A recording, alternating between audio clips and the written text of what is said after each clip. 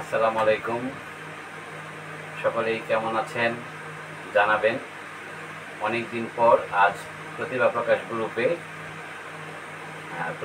গ্রুপে পুরস্কৃত লেখাগুলো নিয়ে আলোচনা করার জন্য লাইভের দ্বারস্থ হলাম।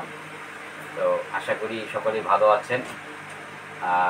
লাইভটি ঠিক মতো শোনা যাচ্ছে কিনা আপনারা যদি জানান তবে আমি লেখা পাঠ শুরু করব।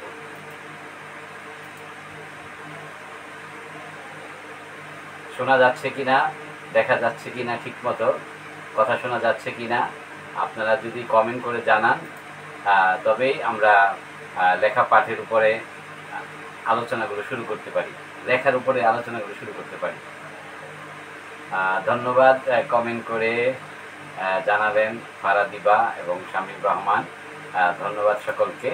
আমরা অনেক আগে প্রতিভা প্রকাশ গ্রুপে যারা নিয়মিত কমেন্ট করতেন, পোস্ট দিতেন, তাদের লেখা নিয়ে বিভিন্ন রকম আয়োজন করেছি। তো অনেক দিন হলো যে এরকম কোনো আয়োজন হচ্ছে না। তো ভেবে দেখলাম প্রতিভা প্রকাশ গ্রুপে যারা নিয়মিত পোস্ট করছে অনেকেই বিভিন্নভাবে কমেন্ট করে, কিন্তু আমি তো সবসময় সবাইকে রিপ্লাই দেওয়া হয়ে ওঠে না, কিংবা আমার পক্ষ থেকে রিপ্লাই অনেকেই পান না, মন খারাপও করেন কেউ কেউ। অথচ নিয়মিত আপনারা প্রতিভা প্রকাশ গ্রুপে বিভিন্ন লেখা পোস্ট করে যাচ্ছেন।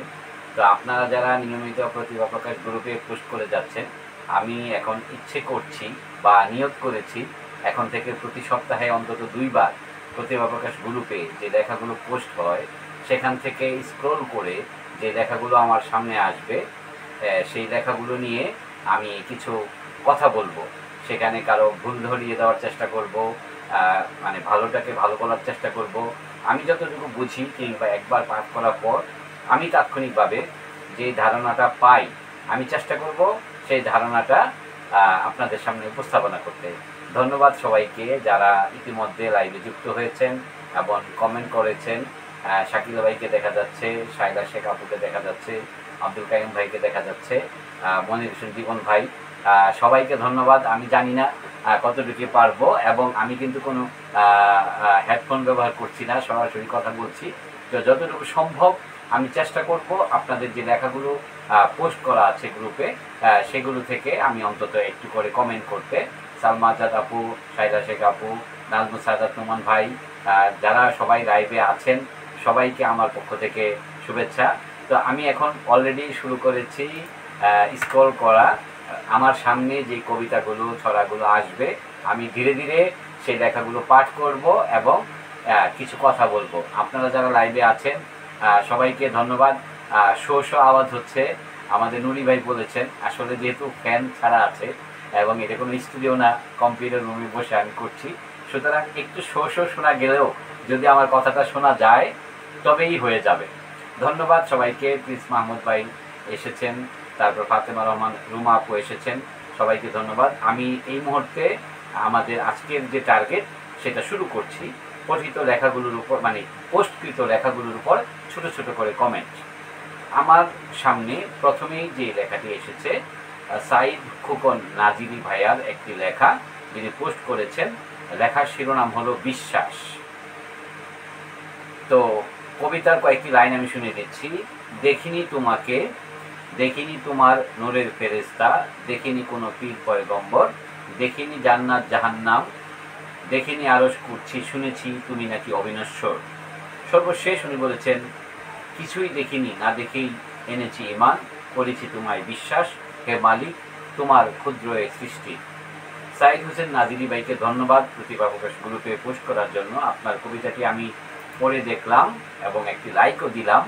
তো আপনার কবিতাটি মূলত একটি বর্ণনামূলক কবিতা, এবং এখানে আমরা যা দেখিনি বিশ্বাস করেছি ঈমান এনেছি এই বিষয়টা নিয়ে বর্ণনামূলকভাবে উনি কবিতাটি লিখেছেন। আমি বিস্তারিত ব্যাখ্যা আরও পরে করব, আপাতত শুধু বলে যাচ্ছি।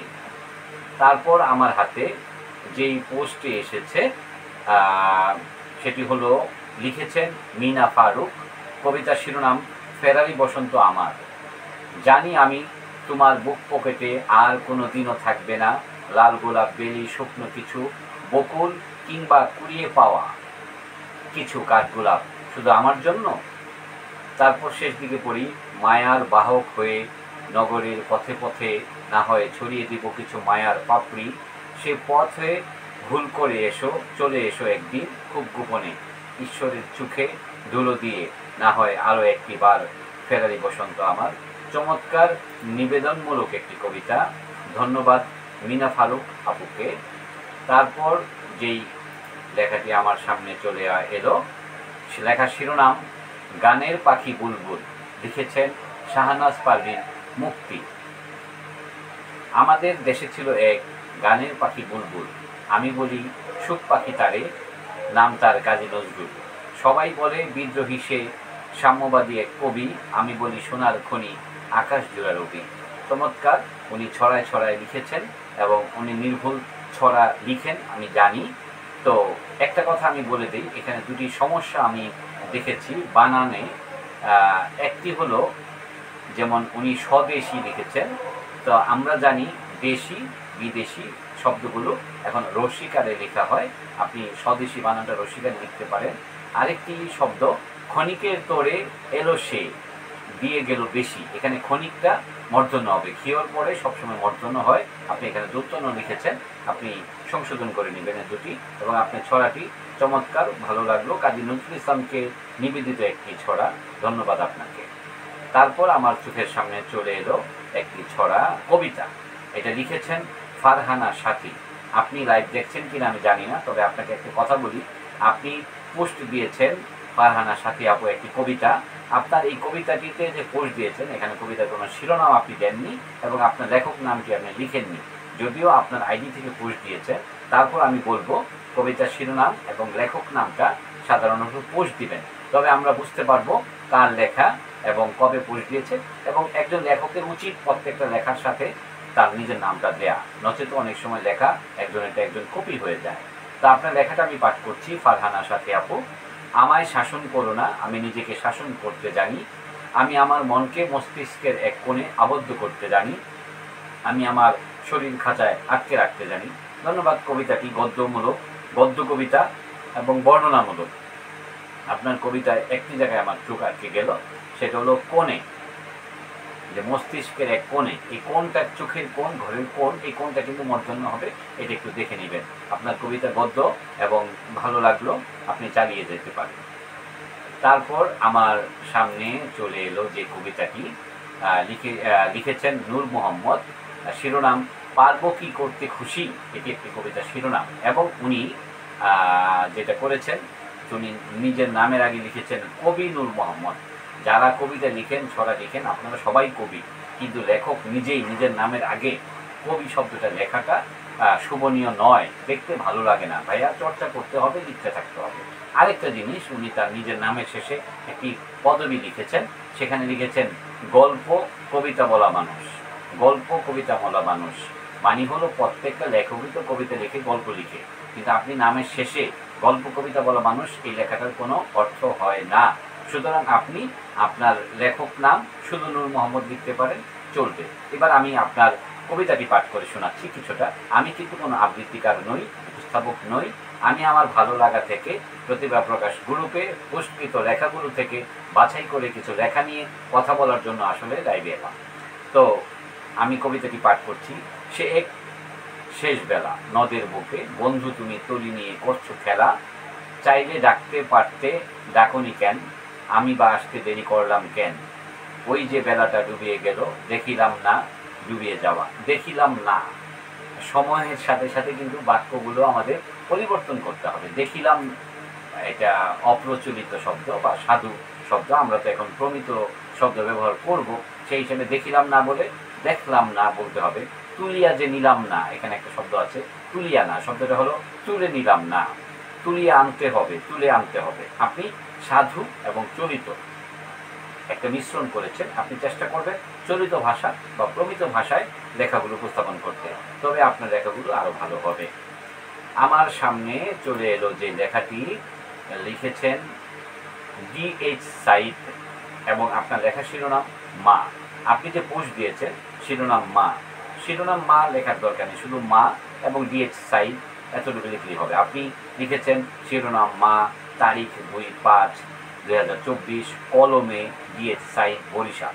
এইভাবে একটা লেখার শিরোনাম মানে সূচনাটা আমার কাছে মনে হয় সুন্দর হয় না। আপনি জাস্ট শুধু মা এবং ডিএইচ সাইদ এতটুকু লিখতেই পারতেন, তারিখ লেখার প্রয়োজন হয় না ফেসবুকে, কারণ আপনি তারিখটা তো ফেসবুকে দেখাচ্ছে এবং আপনার জন্ম মানে আপনার এলাকা বরিশাল, এটা যদি আপনি লিখতে চান তবে এটা আপনি শেষ দিকে লিখতে পারেন।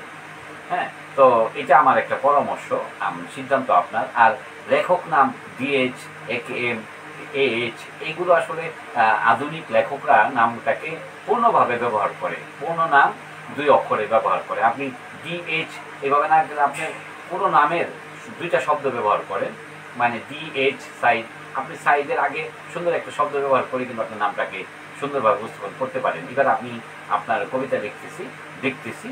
তার বাহুর কোমল দোলনায় অবিরাম ঝড় থেকে নিরাপদ, তার ভালোবাসা মৃদু শিখা, জলে অবিরাম নেই বিরাম, জন্মের শুরু তার জীবনের অন্ত, বেঁধে রেখেছি গাইড করছে। হঠাৎ করে অপ্রয়োজনীয়ভাবে গাইড করছে শব্দটা বলার মানে কি? বাংলা লিখতেছেন, মানে বাংলা শব্দ যদি বিকল্প থাকে বাংলাটা ব্যবহার করুন, হঠাৎ করে অপ্রয়োজনীয় ইংরেজি শব্দটা কেন ব্যবহার করলেন?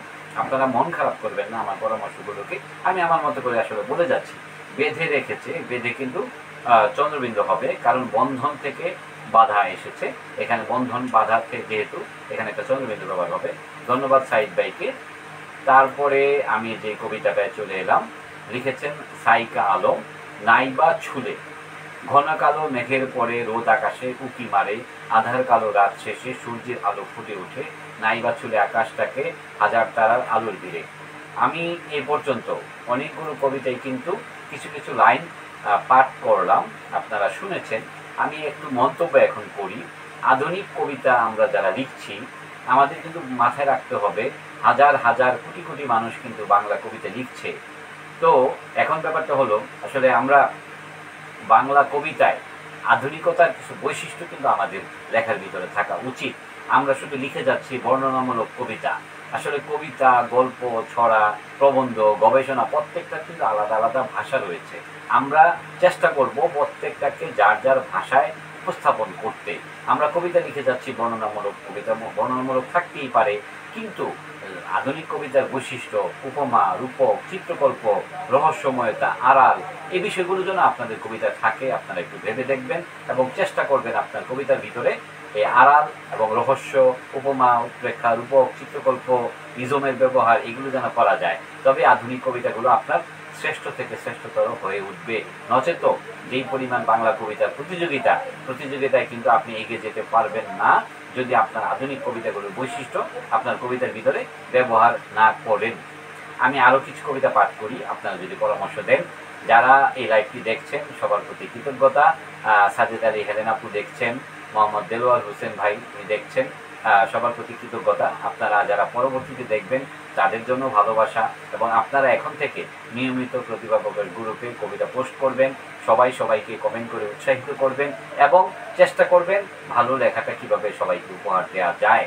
গতানুগতিক কবিতা অনেকেই লিখছেন, কিন্তু গতানুগতিক কবিতার বাইরে এসে নতুন শব্দের ব্যবহার, নতুন চিত্রকল্পের ব্যবহার যদি আপনি করতে পারেন, তবেই আপনি একজন সফল লেখক হিসাবে সবার কাছে পরিচিত হয়ে উঠবেন। যারা দেখছেন সবাইকে ধন্যবাদ। ইউসুফ হুসাইন যুক্ত হয়েছে, ধন্যবাদ। যারা গ্রুপে যুক্ত হয়েছেন এবং লাইভটি দেখছেন সবার প্রতি কৃতজ্ঞতা। আমি চলে আসি তারপরের একটি পোস্টে। সেই পোস্টটির কবিতায় উঠে লিখেছেন সাকিব আহমেদ নাহিদ। তার লেখার শিরোনাম সোনার মানুষ গেল কই। সরকার সাকিব আহমেদ ওনার লেখক নাম। এত মানুষ দেখছি হেথায়, সোনার মানুষ কই। নিক্তি করে দেখনা মেপে মানুষ গেল কই। সত্য ঢেকে মিথ্যা বলে মৃত্যুকে নাই ভয়। আয়না দিয়ে যত্ন করে দেখনা তোরা সই। ভিক্ষাজুলির করুণ দশা জীবন ভেজে কই।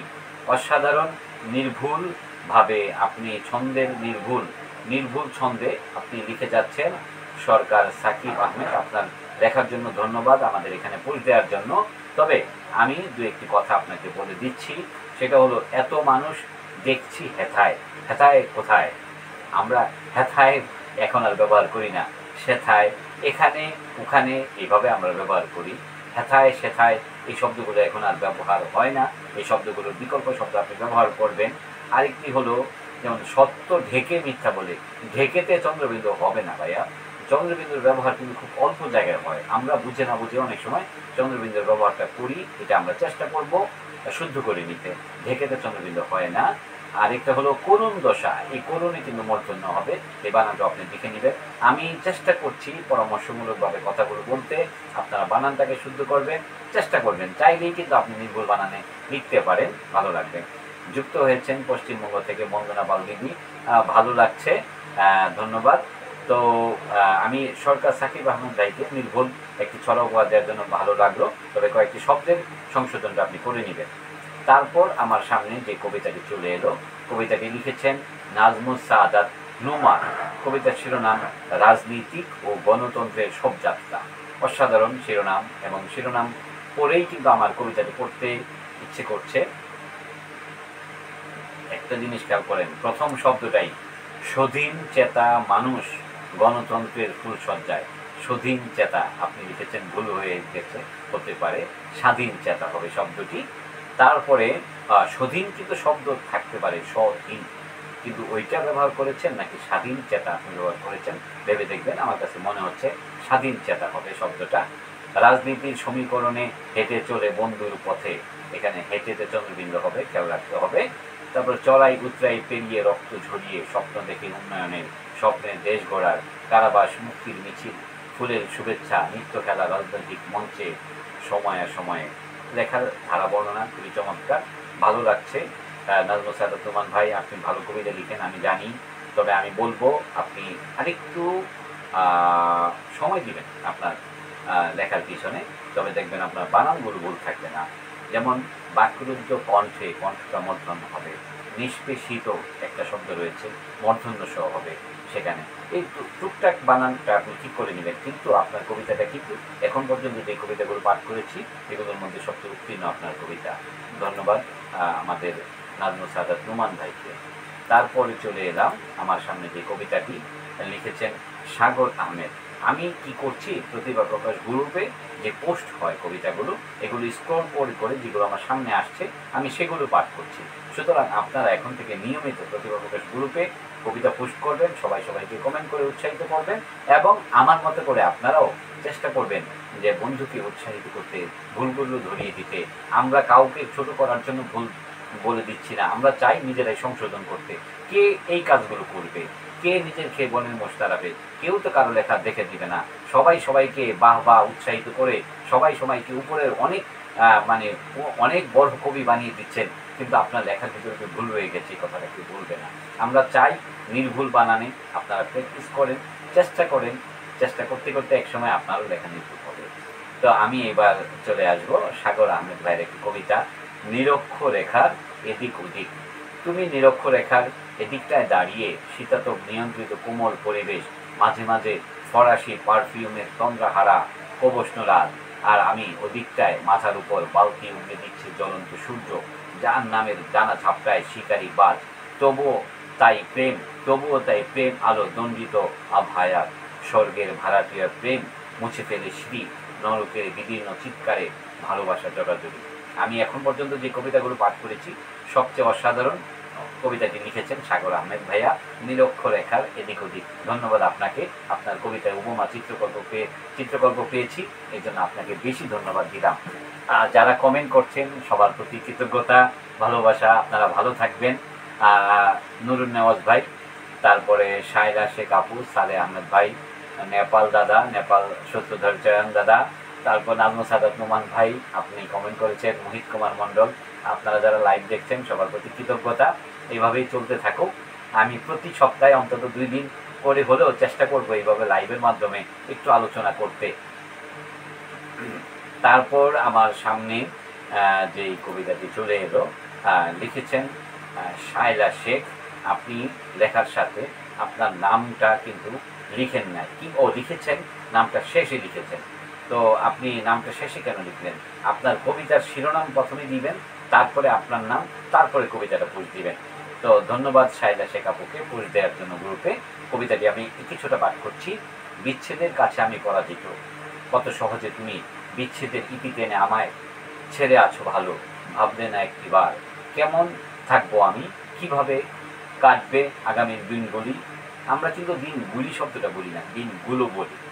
গুলি তো বন্দুকের গুলি, ঠিক না?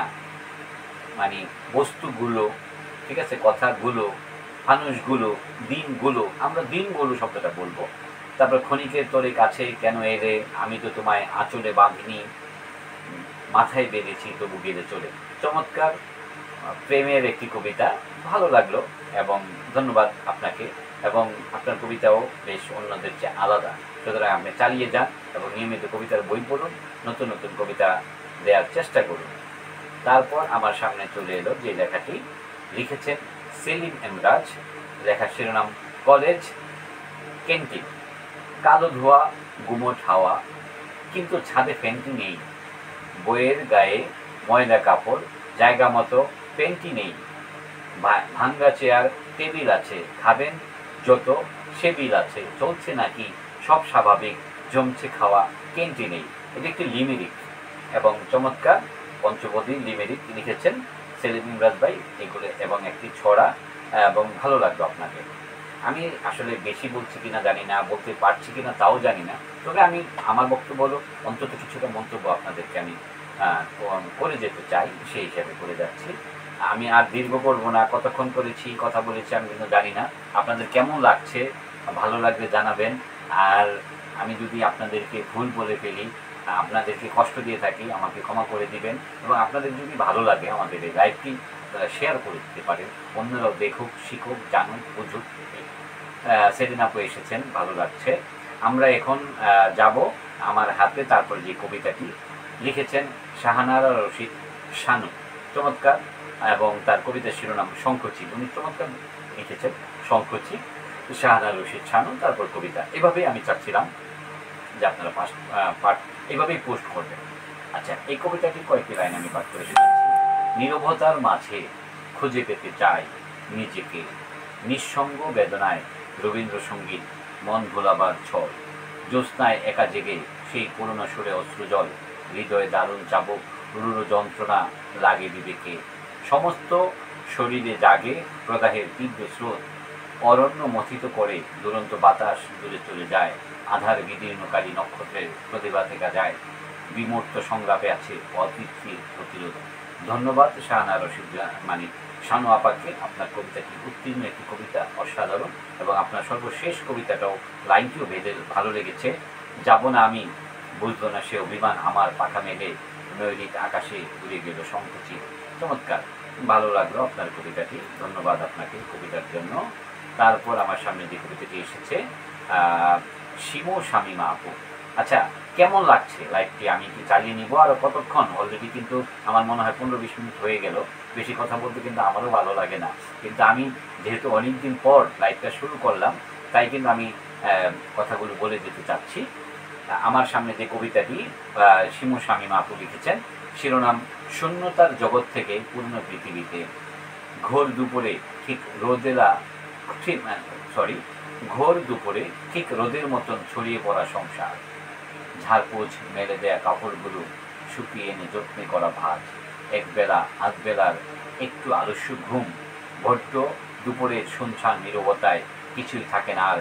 পথিক চলে গেলে একলা হয় পথ। ধুলো পড়া অলিগলির নির্জন শূন্যতায় চলে বেশ নৈশব্দের খোঁজ। আপনার কবিতার ধরন কিন্তু অসাধারণ এবং আধুনিক কবিতার বৈশিষ্ট্যগুলো আপনার কবিতায় দেখা যাচ্ছে।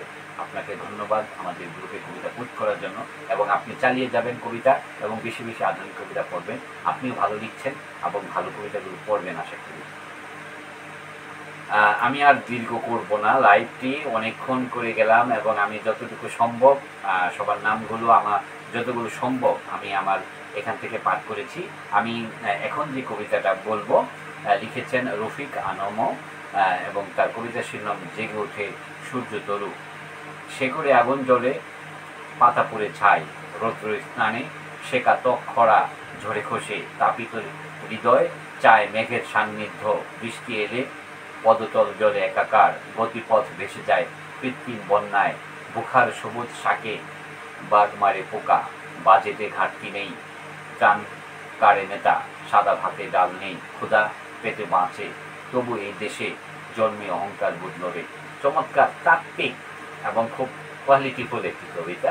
ধন্যবাদ, ভালো লাগলো আপনার কবিতা, বেশ ভাবগম্ভীর একটি কবিতা রফিক আনমু ভাইকে কবিতার জন্য।